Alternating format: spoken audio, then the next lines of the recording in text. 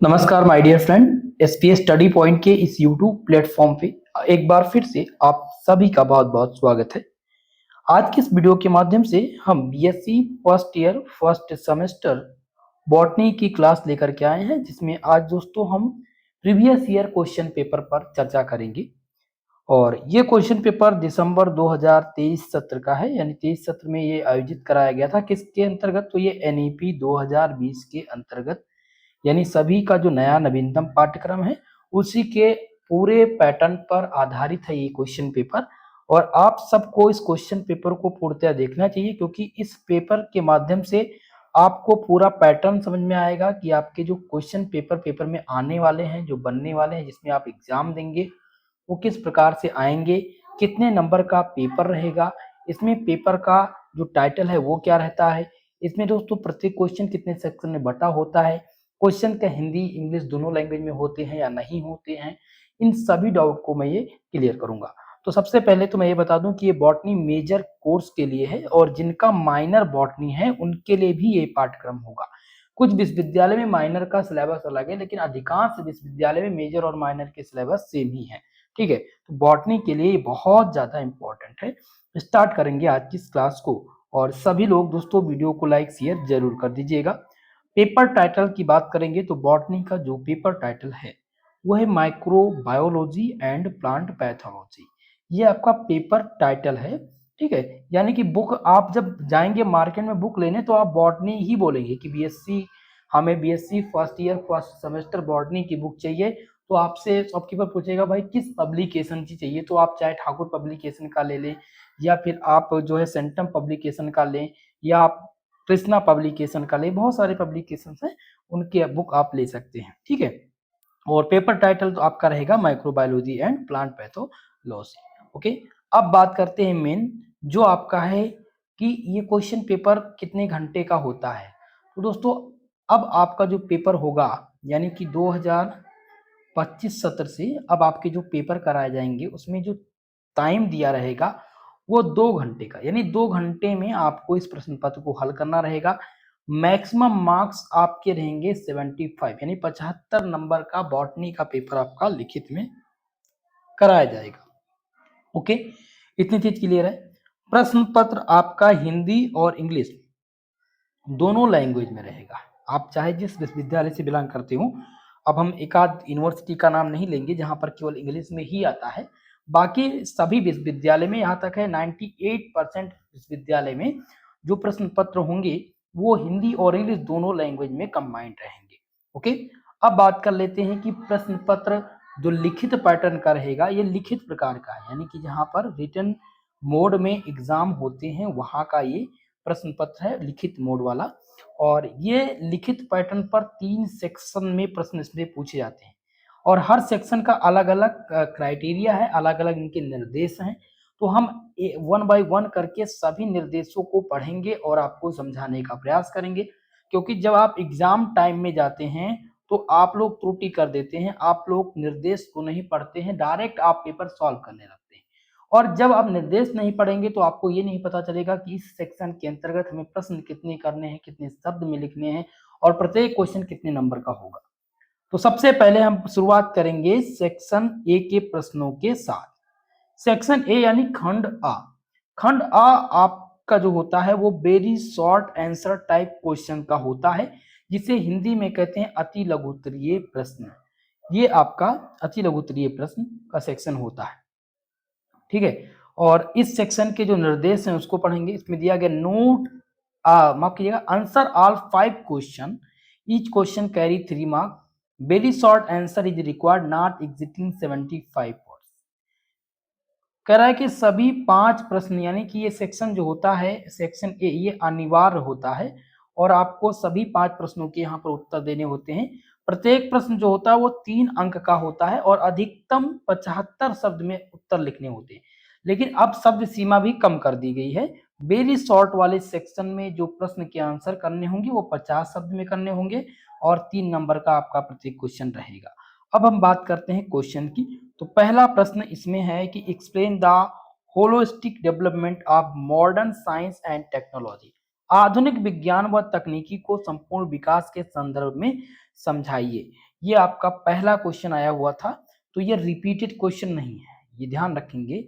ये previous year 2021 से लेकर के अभी तक केवल पहली बार पूछा जाने वाला प्रश्न रहा है। अब हम बात करेंगे सेकंड क्वेश्चन की, और दूसरा प्रश्न इसमें आपका है, ध्यान दीजिएगा, right the principle of electron microscopy, electron सूक्ष्मदर्शी के सिद्धांत लिखिए। दोस्तों इलेक्ट्रॉन सूक्ष्मदर्शी इंपॉर्टेंट है क्योंकि ये आपके यूनिट नंबर फर्स्ट का क्वेश्चन है, और फर्स्ट यूनिट आपका है माइक्रोबॉल वर्ड्स एंड इट्स इंस्ट्रूमेशन, यानी इसमें टोटली आपको माइक्रोस्कोपी के ऊपर अध्ययन करना होता है। तो इलेक्ट्रॉन सूक्ष्मदर्शी क्या है, इसके कंस्ट्रक्शन क्या है, इसके वर्किंग क्या है और इसके प्रिंसिपल क्या है, ये एग्जाम में पूछा जाता है। तो ये दूसरा प्रश्न आपका बहुत ही महत्वपूर्ण है। और अब बात आ जाती है हिंदी और इंग्लिश की, कि हम कॉपी किस लैंग्वेज में लिखें, भाई हिंदी में लिखें या इंग्लिश में लिखें। तो अधिकांश जो स्टूडेंट हैं वो पेपर इंग्लिश में ही लिखते हैं, लेकिन अब मैं आपको बताऊं सरल और सुगम तरीके से, जैसे कि हमारे यूपी और बिहार के जो स्टूडेंट हैं, वो अधिकांश स्टूडेंट ऐसे हैं जिनको इंग्लिश में प्रॉब्लम होती है, क्योंकि वो यूपी बोर्ड हिंदी मीडियम से होते हैं। अब वो बीएससी में तो एडमिशन ले लेते हैं, लेकिन जब इंग्लिश का सामना करना पड़ता है तो उनके मन में बहुत सारी घबराहटें आती है, बहुत सारी रुकावटें आती है कि हम कैसे अपने पेपर को लिखेंगे, कैसे हम इस क्वेश्चन पेपर को लेकर के अपने सिलेबस को कवर करेंगे।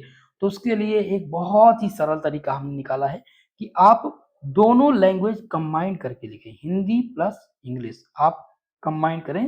तो इंग्लिश इंग्लिश यानी इंग्लिश का मतलब है दोनों लैंग्वेज इसमें मिस है। दोनों लैंग्वेज का मिश्रण अगर आप पेपर में लिखते हैं तो आपको सेम वैसे ही मार्क्स मिलेगा, लेकिन आपको तैयार करने में अपने टॉपिक को बहुत ही आसानी रहेगी। जैसे कि हम आपको समझाते हैं, क्वेश्चन था इलेक्ट्रॉन सूक्ष्मदर्शी का सिद्धांत लिखिए, तो आप लिख सकते थे इलेक्ट्रॉन माइक्रोस्कोपी का सिद्धांत लिखिए।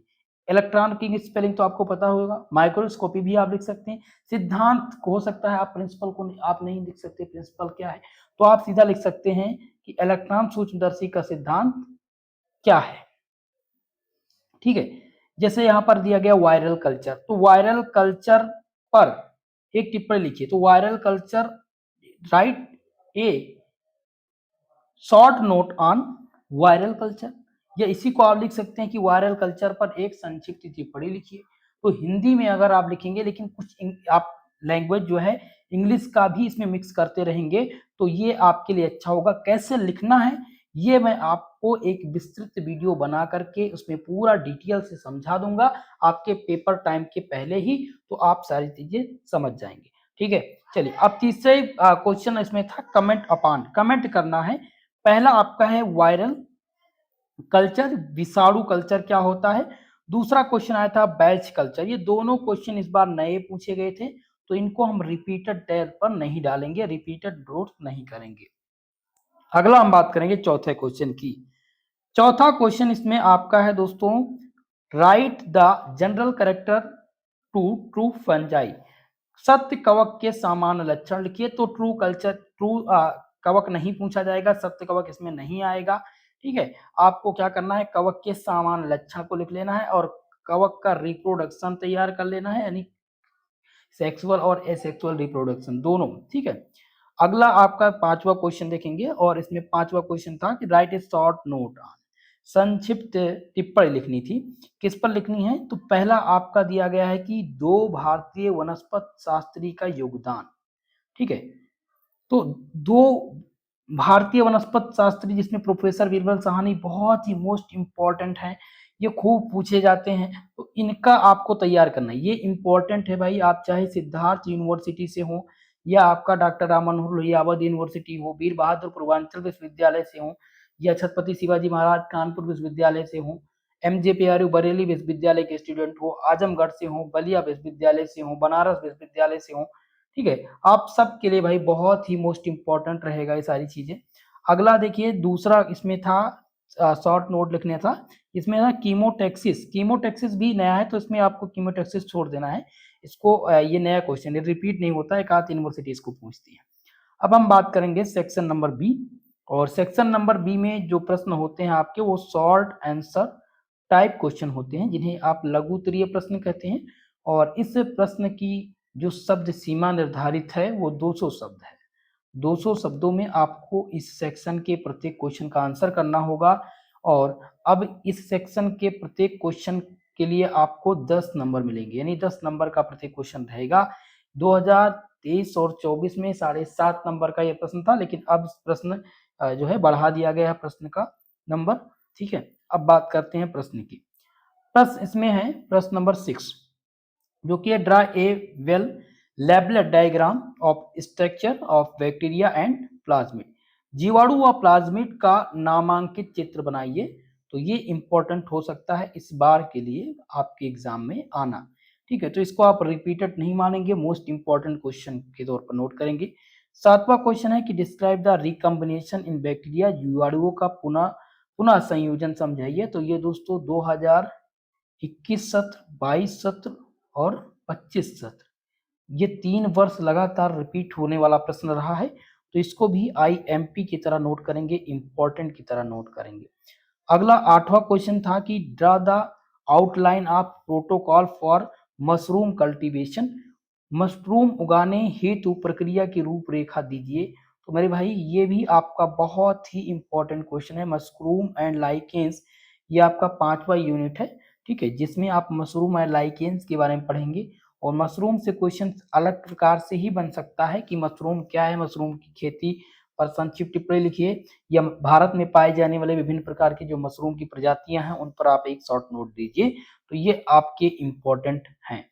क्लियर है? तो ये 3 क्वेश्चन है, तीनों बहुत ही महत्वपूर्ण है और तीनों क्वेश्चन विभिन्न विभिन्न विश्वविद्यालय में लगातार पूछे जाने वाले रहे।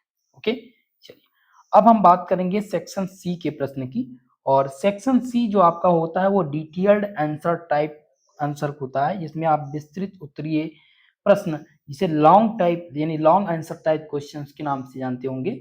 इस सेक्शन की खासियत यह है कि इसकी जो शब्द सीमा निर्धारित है वो 500 शब्द है।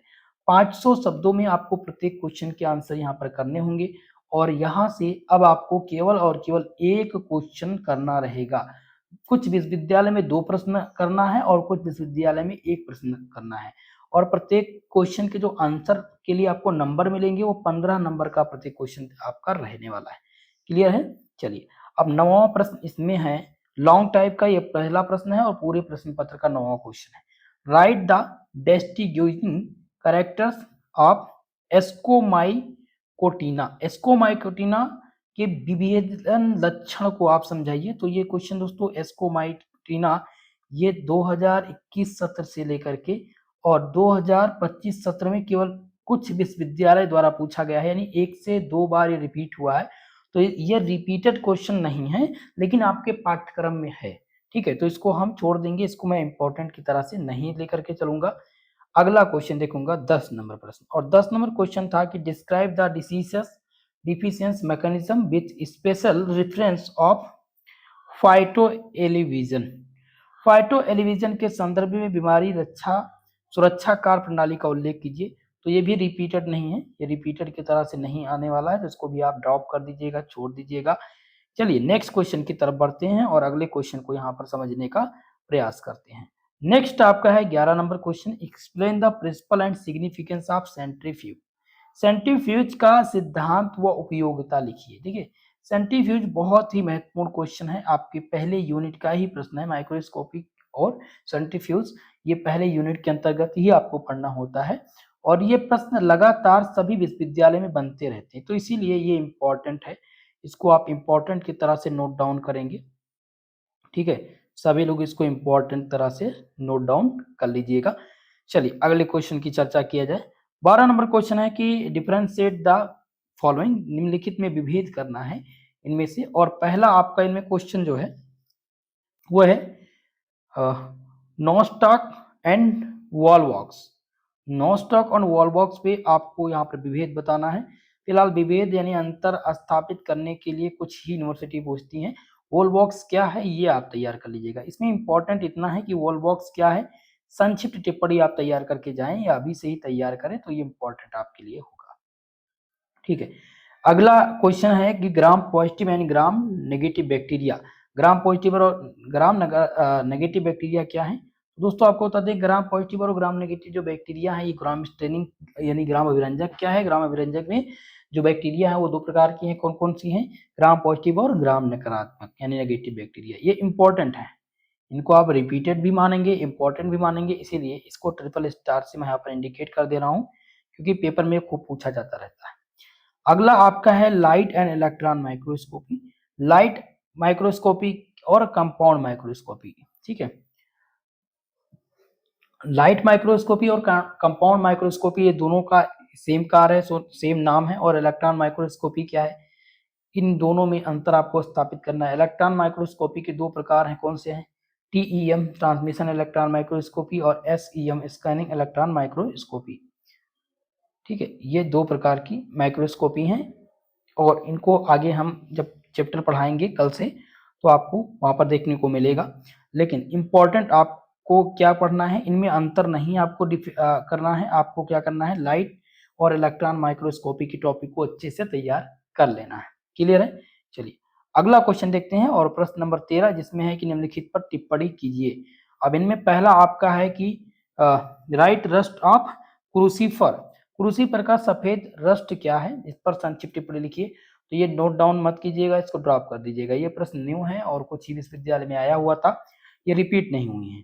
अगला है कि येलो विन मोजिका भिंडी, भिंडी का पीला सिरा मोजिक, इस पर संक्षिप्त टिप्पणी लिखिए। तो ये भैया इंपॉर्टेंट है, ये रिपीटेड भी है।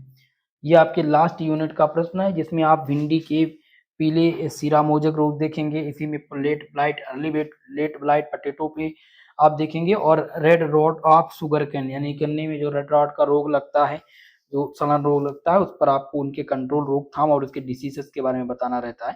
तो ये भैया इंपॉर्टेंट है, तीनों इंपॉर्टेंट है, लेकिन भिंडी का पूछा गया है तो भिंडी के लिए इंपॉर्टेंट होगा। अगला है कि डैम्पिंग ऑफ सील्डिंग, सील्डिंग का डैम्पिंग का ऑफ क्या है, डैम्पिंग ऑफ सील्डिंग, ठीक है। तो ये भी रिपीटेड नहीं है, इनको आप छोड़ दीजिएगा। इतना क्वेश्चन आया हुआ था आपके पाठ्यक्रम में है, लेकिन मेरा बताने का तात्पर्य ये था कि जो इस बार रिपीट हुए हों, जो बार बार एग्जाम में आ रहे हैं, फिक्स क्वेश्चन है, उन्हीं को आपको बताना, उनसे आपको रूबरू कराना है। फिलहाल ओल्ड क्वेश्चन पेपर आप लोगों ने देख लिया होगा कि किस प्रकार के प्रश्न पेपर में आते हैं, इनकी शब्द सीमा क्या है, इनका पेपर पैटर्न क्या है, ये सारी चीजें मैंने बता दिया। अब इम्पोर्टेंट चीज आपको बताना है जो, वो ये है कि अब आपको मुझे लगभग 5 से 6 वीडियो बनानी है। एक वीडियो आपका रहेगा जिसमें मैं आपके बताने वाला हूँ कि पेपर में आपको किस लैंग्वेज में लिखना है, पेपर में आपको लैंग्वेज कौन सा यूज करना है, ये आपका पहला रहेगा। दूसरा कि जो पेपर आपको लिखना है वो कितने समय में लिखना है और उसको कम समय में लिखने की टेक्निक क्या है, विधि क्या है। तीसरा वीडियो ये रहेगा कि पेपर पैटर्न, पेपर पैटर्न जो विभिन्न विभिन्न यूनिवर्सिटीज हैं उनके अलग अलग पेपर पैटर्न हैं। तो कुछ विश्वविद्यालय पेपर आपका OMR सीट पर करवाती हैं, यानी ऑब्जेक्टिव मोड में करवाती हैं, और कुछ रिटर्न मोड में करवाती हैं। जैसे कि मैं बात करूंगा दीनदयाल उपाध्याय गोरखपुर विश्वविद्यालय की, तो वहां पर पेपर OMR सीट पर होते हैं, ऑब्जेक्टिव प्रकार के होते हैं। आपके जो आगरा विश्वविद्यालय है, जो डॉक्टर भीमराव अंबेडकर यूनिवर्सिटी से हैं, आगरा यूनिवर्सिटी से, उनका पेपर भी ऑब्जेक्टिव मोड में ही होता है।